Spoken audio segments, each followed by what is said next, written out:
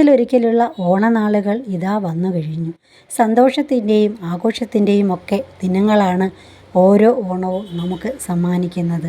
ഓരോരുത്തർക്കും ഓണത്തെക്കുറിച്ച് പറയാൻ വ്യത്യസ്തങ്ങളായ ഓർമ്മകളാണ് ഉള്ളത്. കൃഷിക്കാരെ സംബന്ധിച്ചിടത്തോളം ഓണനാളുകൾ കൊയ്ത്തിൻ്റെ ഉത്സവം കൂടിയാണ്. ഇരുളിൻ്റെ മഴക്കാല മേഘങ്ങൾ പോയി കഴിഞ്ഞ് വിളവെടുപ്പിൻ്റെ നാളുകളാണ് എത്തുന്നത്.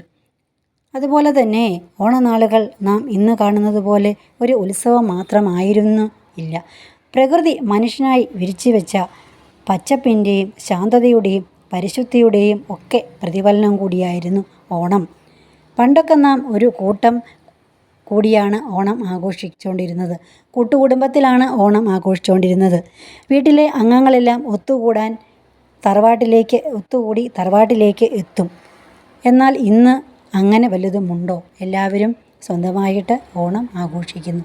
അങ്ങനെ തറവാട്ടിലേക്ക് എത്തി എല്ലാ വിഭവങ്ങളും ഉണ്ടാക്കി, സദ്യയൊക്കെ വെച്ച് എല്ലാം വീട്ടിൽ തന്നെ ഉണ്ടാക്കി, പേരിയൊക്കെ വറുത്ത്, കുട്ടികൾക്കായിട്ട് ഊഞ്ഞാലൊക്കെ കെട്ടിക്കൊടുത്ത്, വിവിധ തരത്തിലുള്ള കളികളൊക്കെ കുട്ടികൾ കളിച്ച്, അതുപോലെ തന്നെ അത്തപ്പൂവിട്ട് ആ പൂവടയൊക്കെ ഉണ്ടാക്കി, ആ ഓർമ്മകളാണ്. ഓണക്കോടിയൊക്കെ എല്ലാവരും ഉടുത്ത്, പുളിയിലക്കര മുണ്ടൊക്കെ ഉടുത്ത്, പട്ടുപാവാടയൊക്കെ ഇട്ട്, ധാവണിയൊക്കെ ഇട്ട്, എല്ലാവരും പരമ്പരാഗത ശൈലിയുള്ള വേഷങ്ങളൊക്കെ ധരിച്ച് എല്ലാവരും ഒത്തൊരുമിച്ച് വാഴയിലയിൽ നിലത്തിരുന്ന് ഓണസദ്യ കഴിക്കുന്ന ആ ഓർമ്മകൾ ഇന്നും എൻ്റെ മനസ്സിൽ ഉണ്ട്.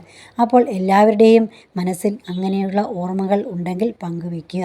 അതുപോലെ പൂക്കളമിടാനായിട്ട് കുട്ടികളെല്ലാം ഒന്നിച്ചു പോയി പൂ പറിക്കാൻ പോകുന്നതും, ഒന്നിച്ച് പല കളികൾ കളിക്കുന്നതും, ഊഞ്ഞാലാടുന്നതും എല്ലാം നമ്മളുടെ മനസ്സിൽ ഇന്നും ഉണ്ട്.